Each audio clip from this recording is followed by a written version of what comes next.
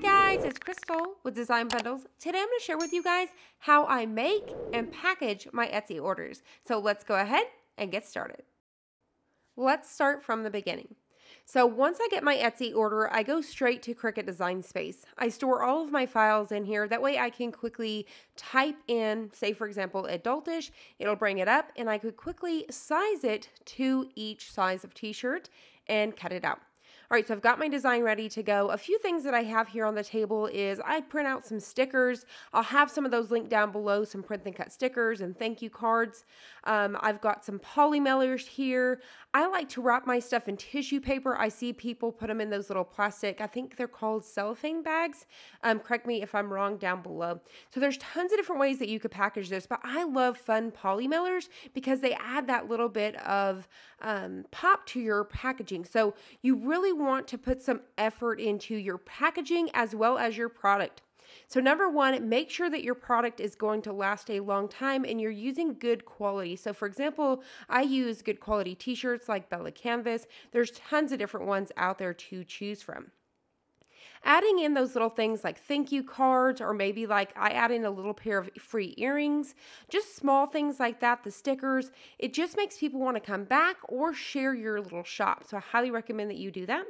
So I've got my design ready to go here. And the very first thing that I'm going to do is I'm going to just double check myself. I don't do this every time, but this is something you may want to practice in the beginning just because you want to make sure that your quality is 100%. So I go ahead and make sure that everything's looking good. Everything's going to line up where I want it to be.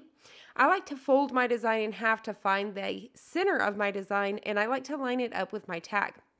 Now, the very first thing that you want to do before you apply your HTV is always pull out that moisture. So I preach this on here all of the time because if you don't, you're going to have water in between your fabric and your HTV. So when you go to press that, you can cause it not to adhere properly and it's going to cause peeling. So always make sure you pre-press, as well as if you have a small wrinkle and you press the HTV and that wrinkle gets pulled out, it's going to tear the HTV. So that's why we always do that. So I'm going to go ahead and line up my t-shirt here, smooth everything out. Now we're officially ready to add our design. So at this point, once again, I've got it folded in half. I come down around 3 fingers. I have some tutorials here on how you can make your own DIY ruler if you guys need help. So I'll have that link down below or up above. So I come down around 3 fingers. I'm going to take it over to my heat press for around 315 for 15 seconds. And actually around 305, 310. So I'm going to go ahead and press that. Make sure that you guys have medium pressure because you want to make sure that that HTV goes all the way into your fabric. So I'm going to go ahead and open this up and we are ready to peel off our carrier sheet. So I'm going to go ahead and quickly peel this up. And now my shirt's done. Now the very first thing that I do is I double check that my HTV went down into my fabric. So this is quality checking, quality control if you will, just double checking that everything's good and I don't need to repress. At this point, I'm ready to fold up my t-shirt. There's tons of things that you could purchase too to help you fold these if you struggle. But once you do it, once again, repetitive, you'll have a nice fold down. So you want to take and put some time and effort into the way that you fold these. And I just do it the same every single time. I really like to make sure that my design can be seen in the front.